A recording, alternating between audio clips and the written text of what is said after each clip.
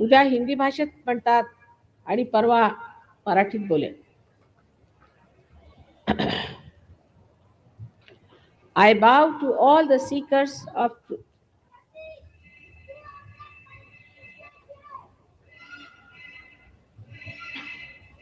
As it is today, a question has been put forward before me that why our attention gets lost. In the modern times, why our attention is not towards God. And that in modern times, why a human being has gone down in his quality of humanity. These questions point out to one single fact that our attention has been challenged by modern times. कृपा करून कुणी उठून जाऊ नका. जरी मराठीत नाही बोलले तरी हे सगळे मंत्र आहेत. हात माझ्याकडे करून बसा तर सगळ्यांना समजेल.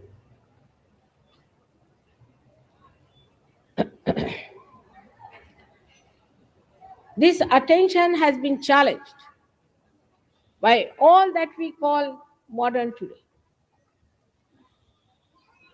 I do not say that we have to be primitive people. In this great country of ours, India, which was Bharatvarsh, we had such a great quality of humanity, such a great quality of administration, quality of kings, queens. All that was not a myth, it was a fact that we had Rama, Krishna, the benevolent king, and a great diplomat of the divine force. But today we find all these things sound like mythical because at what level we are, we see that as the truth, as the reality. But it is not. All this is created by human beings. How this is created and why it has happened, I would like to explain to you. When our attention was created before, in a way that we are living with very few things in this country, everyone knew that you have to have your self-realization. Nobody bothered their heads about how much wealth you are going to acquire, how many things we are going to have, except for the kings who acquired wealth for the betterment of the society and also who acquired the power for the protection of the society. Then we became slaves of two cultures, one the Islamic, another the British culture, the English culture. And I think the real downfall came when this English culture came upon us.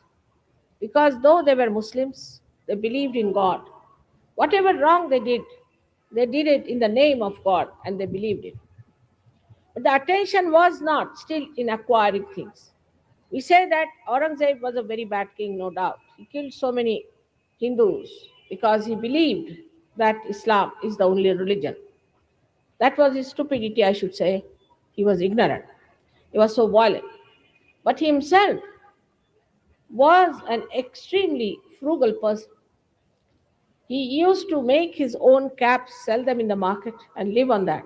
And he would not touch any money of the public. But then the English, when they started ruling in this country, this language English came upon us as not a blessing but a curse, I think. Because the whole literature is full with ideas which are contrary to the culture of God, contrary to the culture of Christ. They believed that Christ was born in England. Many Christians still believe that you become a Sahab when you become Christians. This culture of the English, which was forced on us, this language which was forced on us, gave us absolutely a different direction which we should not have accepted. But as it is, we were 300 years already in the slavery, people had to accept it blindfolded. Sri Krishna has clearly said that the awareness grows downward. Why? The roots are in the brain of a person. And the awareness which is growing downwards forms the tree. And this Western culture is the one which makes you grow downwards towards materialism, whether it is communism or it is socialism or democracy. That makes no difference. The whole thing is that you have to attend to the material side. So the first object of the Western culture or the Western science was first to capture the matter, the 5 elements, in such a way that it can be used for the comfort of human beings, for the physical comfort of human beings. But as the culture is just to move forward without any control over yourself, like a kite flying in the air without having any control of a finger on it, the whole thing drifted into various directions and various fields where it got lost. When we pay attention to something, if the attention is pure, it will purify the matter and will come back to us as a pure attention. But when the attention is filled with these ideas that you have to use all the matter for your comfort, then it gets lost in the matter. It gets involved in the matter. It gets spoiled in the matter. And then what comes back to us is the thought how to possess it. To possess the matter, to use the matter, to sit on top of the matter was the first mistake. Matter is your slave in any case. In any case, it is your slave. And this you would have got it without paying so much attention to it. To think that science was discovered by scientists is egoistic. It's only your ego says that. You cannot discover anything unless and until the God's grace is upon you. It's the God's grace that brings forth the exposition of his powers. Even a person like Einstein had said that. Even the person like Newton has said that. Einstein has clearly said that I was fed up, and I was tired. I couldn't find the theory of relativity. I was just resting in my garden playing with soap bubbles, and from somewhere unknown, the theory of relativity dawned upon me. But we Indians, living 300 years in that slavish mentality, accepted it blindfolded, without knowing how much knowledge and science we have. We had aeroplanes in our country, we had piloted bombs in our country, we had all kinds of things in our country. But why did we accept this without going into the roots to find out how did we have these things? We started doubting all that was the past in India, and we would not go into the past of it, but we started moving downward with this Western culture. And that's the downfall of our country. That has brought all this nonsense here. When money becomes everything, the money orientation, the economics of it. This was the country of philosophers, of the seers, of the saints, where now today economics is dominating without understanding that you cannot put this Western economics in this country at all. We cannot work it out. This is a country of generosity. People love to serve you. People love to do, even today, they like to do something for you. Go to a village, even if they may not have anything with them, they'll bring some milk, make you sit there, please have some milk. You have come from foreign countries, please have. But in the Western countries, you may give them any amount of things. They won't even return one present to you. Shamelessly, they'll take everything thinking that they are the ones who should have it. They have no subtleties. They have no subtleties to understand generosity. They cannot. They think we do it because we are slavish people. Even I was surprised when some villagers told me that even the animals coming from the West are stupid. I said, how? He said, now take a hen from India and take a leghorn or roach from Western countries. If there is an attack on the little chicks, the mother will start shouting or doing something, screaming, or doing something to call all her children under her wings if it's an Indian hen. But if it's an English hen, she wouldn't mind. She'll look at everything very peacefully. Sthita pragya. Not bothered. Then he said, most surprising thing is that our bullocks, if you tell them, go this way, that way, they understand. But if you tell a Western bullock, he walks straight into the car, into the trucks. He doesn't know where he's walking. He has no idea. You cannot leave them alone. And if you tell them walk this way, they'll walk the other way around. So what is in this culture? What is in this whole upbringing that makes you so gross? The attention is on the matter and not on the spirit. All the time, the matter is trying to overpower the spirit.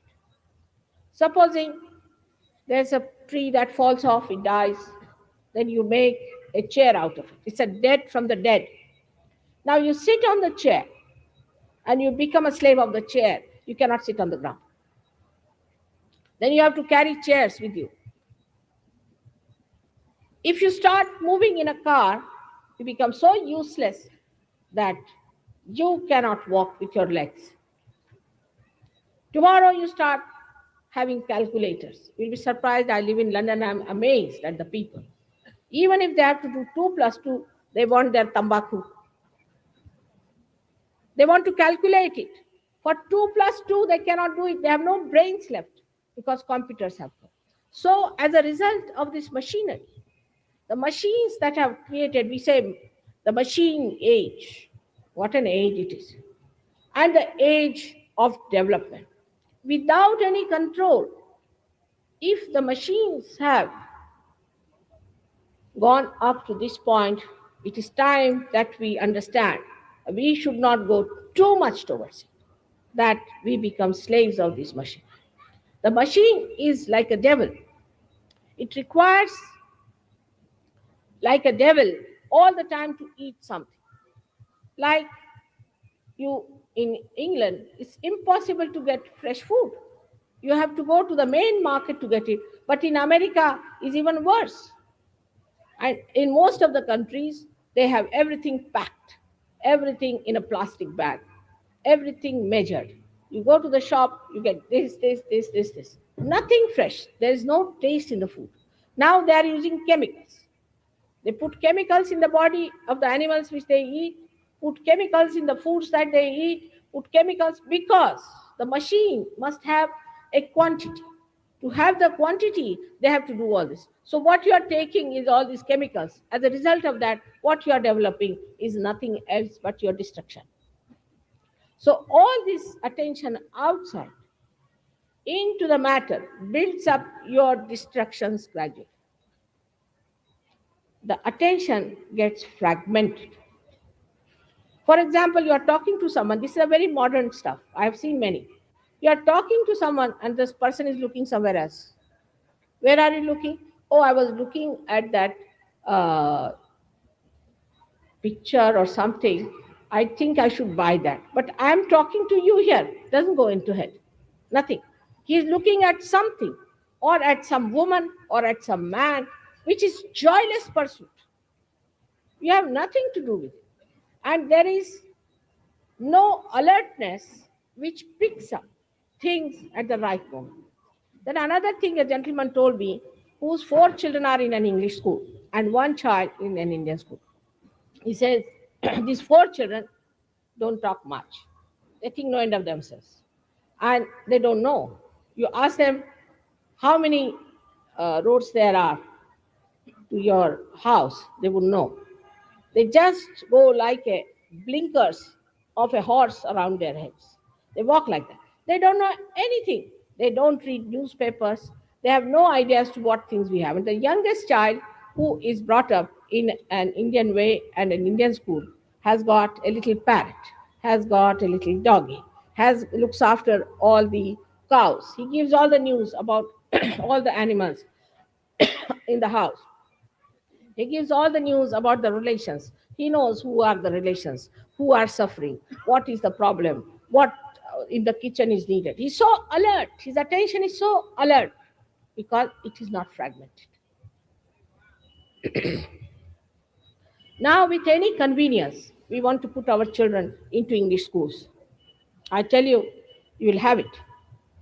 If they don't beat you when they grow up, you shouldn't be surprised. I have seen Western children beat their parents. They answer them back. It was a day when the children of a good family would always address their parents as sir or mother as a madam. But today, I have seen them answering them back, saying all kinds of funny things and knowing all the filth of the world, all the filth of the world. They know so much of filth that you are shocked you don't know that.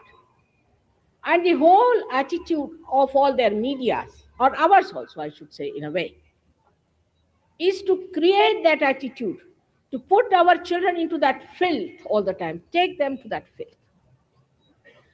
Our people also, I see in the television here also, they show all these horribly nude, funny women in the advertisement. Because these advertisements and the medias also work out your attention onto the gross, they play on your weaknesses. That's how they make you weak. And when you become weak, they become very powerful. Then the media is so powerful you can't do anything. There is no purity in their hearts to do benevolence, to do good to the people, as we call janahit. There's not in their mind at all. Somehow to make money. What's the harm in making it? It's surprising how people are compromising for the sake of money. Money doesn't give you joy. I have to tell you, it cannot give you joy. Don't run after money. Have an integrated attitude towards money. Money is the blessing of the Lakshmi. And the Lakshmi is a very beautiful woman who has got a very motherly attitude. She's the mother. A man who has money has to have motherly attitude. She has got 2 lotuses in her hands. Pink shows that she's love. She expresses her love in 2 of her hands, which also means a lotus which is pink is even entertaining a thorny bhavra, we call it, the black beetle, which has got thorns on its soft petals and gives it a place of rest. How many of these rich people in this country, and especially abroad, would entertain such an idea of having a place for a ashraya, for a support for the persons who are like a bhavra? Then the other hand, which is like this, has to be done. You have to give. If you have money, you must give. How many of them know where to give money? They'll give money to places where people will cheat them, like Rajneesh. They will not give money to the poor. They will not develop anything for the poor in a proper way. The other day, I was surprised. I went to Pune. We have there a very good thing system started of called as Jana Shanti, where people give food for 2 rupees. Very good food for one meal. Very, very good food. Excellent food they give, and sufficient for 2 rupees. And they said all the president downward people came here. We had to spend money on their reception. We gave them this, that, garland, this, that, and everybody gave big, big lectures. And nobody is willing to even give them a place on rent. No one wants them there because they think you will go into competition with others who are making profits and will not get votes. So the whole system is so funny that you end up at a point that they want to give money because they want to have votes. They want to win the elections because they want to make money. I mean, I came to this country and everybody's saying, what's the matter? Why can't we get plot? Because the person wants to eat the money. Here, everybody eats the money. Eating the money. Paise khate. They paise khata, they paise khata, they paise khata. Said, don't they eat their food? Or why are they eating food? Money? This is the trouble of this country has come because money has become the most important thing for them. Nothing that they think that this body, this being, this is a collective being. This is a samuhik being. It cannot be happy with this kind of a harm we are doing to our society. All those who do things like this, their 7 generations will be cursed by God. You must understand. Those who make money at the cost of the poor people, they will be cursed forever. And one should not join such people, even if you have to suffer. I know it's very hard time. People cannot afford to live with the earnings they have. But still, if you decide, you can live with the satisfaction that you have done right. When my father was, and my mother both, were in jail so many times. We were 11 children. We were very rich people living in huts. And we didn't have food for days together sometimes. And we were used to very rich life. They sacrificed everything for the country's freedom. Where are such people now? You can't think of them. They are legendary people. Nobody wants to sacrifice anything whatsoever. And this is the movement. This is a new movement of Swatantra. Swatantra is not yet complete. You can see it clearly. It is not. Your freedom is not complete. If your freedom has to be complete, you must get your Swatantra. You must know the technique of your spirit. Unless and until you get this full freedom, you are not free people. You are slaves of money. You are slaves of powers. You are slaves of showing off. You are slaves of everything today. All kinds of bad habits. I have never known so many drunkards that we find these days. So we have become greater slaves of all the bad habits, all the bad doings, and there's nothing that a person in a big position can think of not doing. Why it has happened to us? Why have we all collapsed into such insipid, useless people? What has happened to our countrymen is this, that they have not realized that the greatest thing is in the brain, is the roots. And these roots are in this country, in this Maharashtra. These roots are here. The Kundalini has to only enlighten these roots, and we never bothered about it. We never cared for it. We are all the time worried as to how to get more money. So the people who are highly paid or who are at a higher position with less pay also maybe, they are making money by eating that. And the others are a sort of people who are going on strike for everything. For what? For money. Again, for money.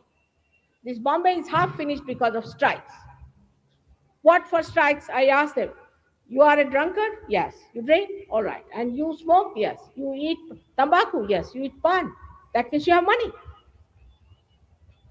Otherwise, how can you afford all these things? When you ask for more money in a strike, better find out what sort of a man he is. If he can afford to drink, then you need not give him any money to drink more. Any mother who sees her son is drinking will never give him any money because he will be drinking with that money. What else is he going to do? What good is he going to do with that? So what happens that this attention, when it starts moving towards money, we become so blind that we do not see why are we asking for money? What is the need for money? I am not for this capitalist at all. I know how horrid they are. But what I am saying that why break the machinery like this? Now, whatever you may do, whatever you may tell them, that finish this striking and enjoy yourself now for the God's sake. We have really poor people in the villages, not in Bombay. In Bombay, we don't have poor people. They can go to cinema, they can do all kinds of things. How can they be poor? But they have time, and they have more time. That's why they enter into such things. And they are going to finish off this Mumbai of yours very soon, if you allow these people to go on strike. It's stupidity, absolute stupidity, and it comes from the Western people, not from Gandhiji. Gandhiji didn't tell you to fight for money, did he? He asked you to fight for Swatantra. And today, if he was living, he would have talked about Sahaja, I'm sure of that. But the problem that exists with us is that we don't want to see that this machinery is now shaking. We have to have another system, a parallel system that will crush this stupid machinery which is taking us downward and downward and downward. A girl must have 10 types of saris, 10 types of clothes she must wear, like a Kashmiri girl, she must wear like a Punjabi girl, she must wear like an English girl. What is the need? I mean, we are rich people, I should be very rich. We used to have only 2 saris and one for Thevni, as they call it, one for some special occasions. And we lived well, we educated well, where attention was learning and attention was towards God. But the attention, when it gets lost, it fritters away. It gets lost, it gets fragmented, there's no continuity in it. It fritters away, and a person becomes a superficial person, extremely superficial. He cannot go deep. How can you feel his spirit? The superficiality makes you absolutely a person who has sort of a crust and nothing inside. Absolutely what we call the hollowness, kokla, completely hollow. If you just break that man, you find out he's not a man of character. He's not a man to be depended upon. He's not a man who talks good of others. He will try to pull each other. This is what happens to your attention, and you become extremely, extremely low-level human being. You'll be surprised. I went to 4 villages before coming here, and the people who were there were 5 times more than Bombay people. They came, they didn't have cars, nothing, they didn't have buses. They came walking, they came on bullock carts, and such a big crowd. And all of them got realization, because thank God they don't know English language. And these nonsensical ideas that we have got from the Western culture. We are not to compete with them. They have to compete with us. They have nothing to offer. You have to stick on to your ideal. But instead of that, we have learned all the bad things and all the bad traditions, like taking dowry, torturing our women, and doing all these things which do not at all look civil. In that we are not modern. In that we are not modern. In that we are very, very primitive. But it was never so before. Nobody used to torture wives. We never knew there was a dowry system in India. Nobody knew it. It is absolutely something we cannot understand from where it came. And I discovered it came from the English only. Because they said we should be very, very balanced about our children. And we should not give only the money to the boy, the eldest brother, but we should give it to the girl also. So because, you see, the whole inheritance will go to the boys, the land will go to the boys, you must give some money. That was sensible. But we have gone to the extremes now, and all these problems are coming before us, which we call a social problem. Then we have problems which we call as emotional problems out of family problems. Now, if you want to follow them, then I would like to give you the picture how their family lives are, so that you will understand that you just stop having all those ideas into your heads. The family picture is like this, that a husband and wife get married, so called. Within, say, a year or so, they are divorced. Then, in one lifetime, they'll have 8 husbands and 8 wives, at least. Then they all land up in the orphanage in old age. The children are in the orphanage, the father is in the orphanage, and the mother is also in the orphanage. All the mothers, fathers, everybody ends up in the orphanage. There is no love, there is no feeling. In England itself, I was feeling, but it is only in London. 2 children are killed by their parents. There is no compassion, there's no daya, there's no karuna in them. And that's what today happening to us also. Our children are going the same way, our parents are going the same. So, as my mother always used to say, Laksha kute, where is your attention? Where is your attention? So you would say that, no, my attention is nowhere. Nowhere means what? Should be on God. Where is your attention? Should be on God.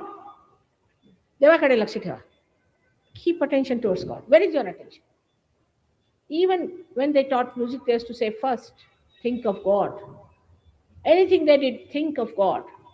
When you think of God, you don't think of other nonsensical things, but sensible things. And that is how our attention frittered away. Because when the attention comes out, it attacks the modern. Because there's a challenge. As a result of that fight, the attention breaks into fragments. There's no fragmentation. Is there. Your attention is not collected. You don't know where you are moving. You can't see anything. You don't understand. You ask them one question, they don't know. They've forgotten. What is your father's name? Oh, I don't know. What's my father's name? This is the situation which they are facing. You have no idea as to what hell they are living into. And if you want to take yourself and your children into that hell, follow them. But it doesn't mean that you go to these bhajis and give them money or go to these horrible gurus. It doesn't mean that either. It never means that. You avoid that nonsense because your parents were stupid to go to these gurus. These have started only 100 years back. We have never known such people before. These bhondus we never knew. 100 years back, nobody talks except for Nanaka, who has said it that these bhondus must be avoided. Sadguru che lakshan hai, and all these things have been written by Ramdas. But who reads Ramdas? Because he was a Brahmin, non-Brahmins won't read. Who will read Tukarama? Because he was a non-Brahmin, Brahmins won't read. If their caste is such a big thing that by reading something it falls off, better give it up. All these caste systems and all these are now so much settled into our heads, so much settled, it was never so before. It's very surprising. And in the early times, there was no caste system. There was a caste system according to your karmas, according to your doings, not according to where you are born. Otherwise, how could Valmiki be called a Brahmarshi? And how could Vyasa, who was an illegitimate child of a fisherwoman, could be called as the greatest of greatest? All these false ideas have to fall out. And for that, we have to start a new system. And a new system has to come forward through the people who have achieved their yoga. Sri Krishna himself has clearly said, Yoga Kshema Vahamyam. When you get your yoga, you will get Kshema.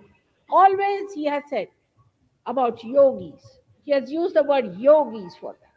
These yogis have to come that, and as you read in the Pasaidan just now, you have heard about it, that the forests of these great people who are kalpatarus, who are the givers of your desires, will be walking. These are the yogis. And the oceans of this talking nectar will be talking about God. These are the yogis. Others are all ordinary, useless people will be frittered away. Only the yogis will be respected in the kingdom of God. And we have to bring the kingdom of God on this earth. First in India, then everywhere. Here it is going to come. Now, people might say, Marxism, this ism, that ism. Tukarama has said, Avaghachi samsara sukhacha kari. He said it. Same Marx says the same. He says that the whole world should be such a happy place that there should be no state. How? Nobody asked him how. He talks of evolution. How? How the evolution is going to take place. Ask him. Ask all these communists. They are not becoming better people, are they? Who is becoming better? Who is getting transformed by that isms? None of them. Somebody is a disciple of this gentleman, somebody is a disciple of that gentleman, somebody is following this kind of a political theory, another following that kind of a theory is a theory. In Marathi, as they say, bolacha bhata bolachi kadi. Whatever theories you have, you have written down on your heads. Are you going to get transformation with that? There has to something happen within you if you have to get to that point, what Marx has said, what Tukarama has said. This parivartan, this change, this transformation has to take place, and that's only possible through the Kundalini awakening. There are people who have read about Kundalini. They come and ask me, Mother, this Kundalini that you are talking about, people say that this Kundalini can give us madness, this, that. Even they have said that sixth chapter of the Jnaneshwari should not be read at all because it deals with Kundalini. Naturally, because they don't know anything about it. So it's better not to deal with it. But Kundalini is the Shuddha Icha, is the real Icha, is the one that is going to give you that what you are born for, is going to give you. After that, you do not want anything else. It's not like the economics that you want today, this, tomorrow, that, and it is never satiable in general. It gets completely, the thing that you want is the entire source of satisfaction. But if the movement is upward, the Kundalini doesn't move downward towards the gravity, towards the matter. It comes up.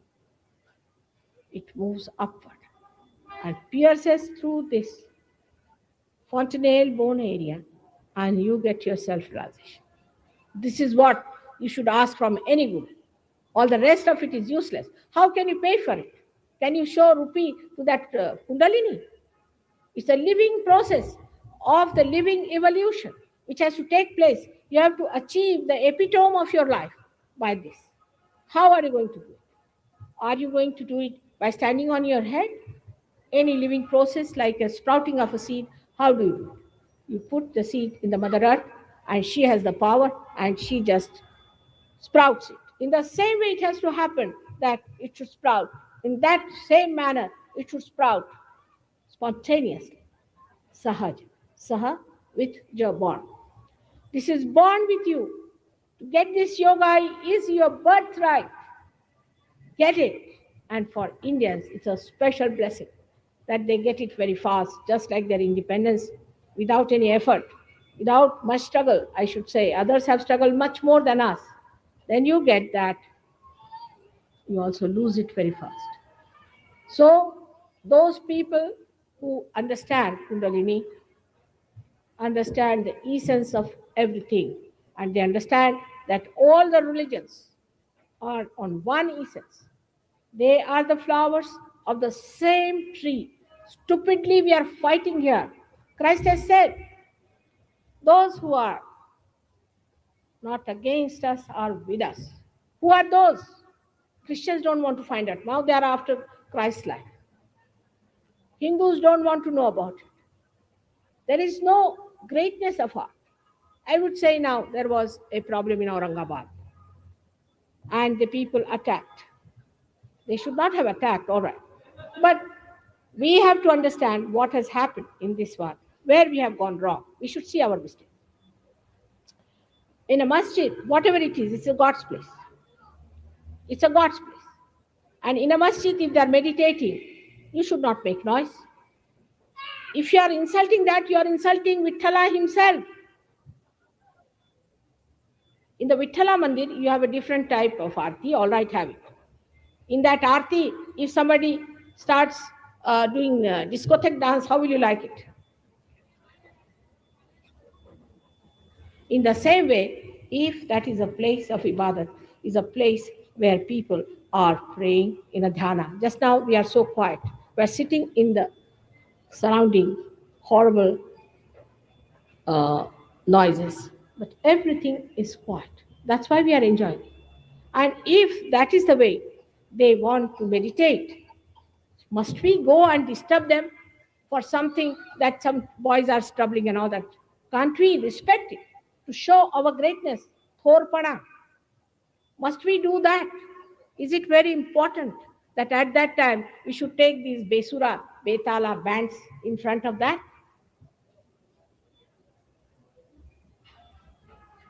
Why don't we see that we also must respect whatever is God everywhere? This is the mistake we commit. In the name of religion, we insult God himself. When they say Allahu Akbar, they mean Virat, means Sri Krishna itself.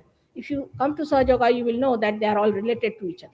That Muhammad Sahab was nothing else, Mahamedha. He was the Dattatreya himself. This is the Medha. And he is settled down there. I know he was given poison and he was tortured. And the same thing when we doing to it by saying that Muhammad was wrong. He was not wrong. Who was wrong are the Muslims. Who was wrong is the Hindus. Who was wrong are the Christians. They are all against all these prophets, all these great incarnations and bringing bad name to them. Let us start understanding. Let us start respecting. Let us be great. Let us be noble. Let us be higher people of affection, compassion, and understanding. Let us be those people. Let us start. Let us start a nucleus like that. If we can do it, we can make all those who have gone down also pull back, all of them upward. It was built in this country, this system. Whole thing was built in this country that we should ascend. Very beautifully done, long time back, but was lost in the deluge of modern life. So people should take to all the traditional things which are beautiful, all the traditional games that are beautiful, all the traditions that give respect. If you lose the sense of respect, you have lost the humanity, absolutely 100%. If you do not know how to respect, you are not an Indian at all. You are not an Indian. Don't call yourself an Indian. You must learn how to respect. Respect gives you greatness. It makes you humble, like Tukarama said, Anu Renu Uni Thodka Tuka Akashaya Vada. When he becomes smaller than Anu Renu, then he becomes Akashaya. In the Vada tree, the seed is so very small. If you see that, it's extremely small, and the biggest tree it creates. One Shastriji said that even the small thing can do great job. And that's what we have seen, that a small thing, only when you become humble, then the grace of God surrounds your humility, surrounds your personality, and you become really a personality that has authority of God. That is the greatness of God. In that humility it works, it just works. After realization, the attention becomes enlightened. By that attention, only looking at people, you can raise them. Only looking at people, you can cure them. All your powers are expressed in your attention, and you don't get lost in the matter. Then you become the Bacha. Bacha is a person who doesn't mind anything. He doesn't need it. As you know, I'm born in a rich family, and my in-laws are also rich. My husband is rich and all that. But I can live there. I can sleep there. I've lived in the jungles. I've lived along the rivers. I have no problem because Why do I want anything? Nothing can dominate me. You can sleep on the stones, you can do what you like. But that's only possible when you become the yogi. When you become the yogi, you can do it. These 400 people who have come from abroad, come from very rich families, very good families, and they have got all the comforts that you can think of. But they want to live under the sky, near the river. They just don't want to see the cement on top of their heads. They are so much now in the higher level that they don't want to see anything that is gross. They want this mud. They want this beautiful clay of this country. या देशाची माती डोक्याला लावतात. तिथे बसलात तुम्ही. You are sitting on top of that. And what are you doing? Your attention. Where is it? Where is your attention? You must keep your attention to God. And once that is there, you will become a yogi. And once you become the yogi, you will be in the realm of God, in the kingdom of heaven. When you will be blessed with everything, you don't have to desire. It will just, before you will not know how to contain all that God is giving you, the kshema that He gives. Apart from that, your attention itself will be such a powerful instrument that you can change the entire universe with that. Why, I beg of you, because you are Indians. You are born in this country because of Purva Sukrutas, because what you have done in last life. That's why you are born in this great country. But it's like those who have teeth don't have the chanas to eat, and those who don't have teeth have got the chanas. It's like that.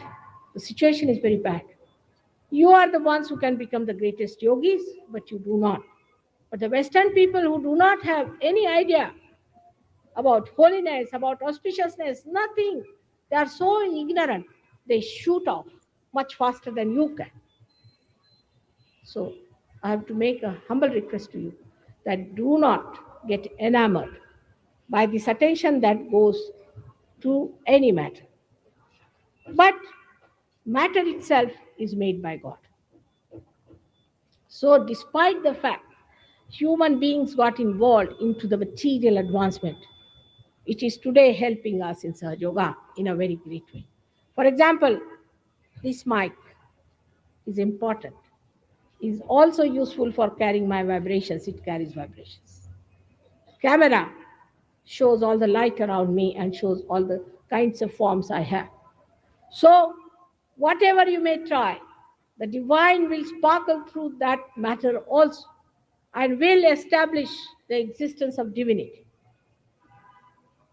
But if you cut out the divinity out of the matter, you will be hit hard and you will be submerged in the greater ocean of ignorance and filth. So keep divinity at your heart and then deal with matter. And then you will understand what is the use of this matter and what one has to do with it. Tomorrow in Hindi, I'll be talking about the rest of it, about the truth. Because today I've talked about Chit. Tomorrow I'll be talking about the truth, Sat Chit Anand. And third day, I'll be talking about Anand to you in Marathi. I hope you will sit down and meditate on what I have said. I do not want to condemn any culture as such, but I want to protect you from what has happened to that culture and where it has gone, to bring you back to your own great culture, which came to us in thousands of years. Their culture is very, very, very new. It's very new. And one day they will also have the same culture as we have. But why not we short circuit it and adjust ourselves to this great culture, which is so much God oriented, not money oriented, ego oriented, but God oriented. Let us all attain that state of yogi. I hope today it will happen to all of you and that you will all get your realization. May God bless you.